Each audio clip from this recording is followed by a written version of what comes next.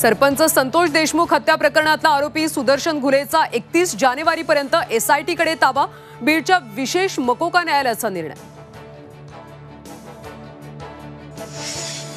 स्वबळाचा नारा दिला असला तरी महाविकास आघाडी संपुष्टात आली असा अर्थ काढणं चुकीचं, राऊतांचं वक्तव्य। मुंबई वगळता इतर शहरात एकत्र लढण्याचा सर्वांचाच विचार असल्याचं स्पष्टीकरण। उपोषण स्थळी कोणतंही शिष्टमंडळ भेटायला आलं नाही, अजित पवारांचा दावा मनोज जरांगेंनी फेटाळला। आमच्या आमदारांच्या भावना तीव्र, रायगड पालकमंत्रीपदाच्या वादावर उदय सामंतांची प्रतिक्रिया। शिंदे मुख्यमंत्र्यांशी चर्चा करून निर्णय घेणार असल्याची सामंतांची माहिती।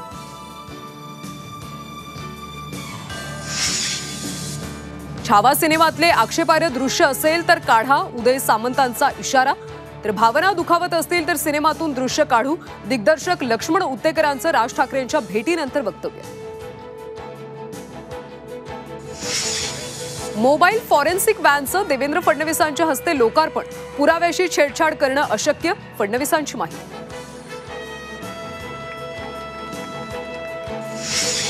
आणि पुलाचा कठडा तोडून एसटी बस ओढ्यात कोसळली। अपघातात 35 प्रवासी जखमी। सांगलीतल्या पुणे बंगळुरू राष्ट्रीय महामार्गावर तांदुळवाडी इथली घटना।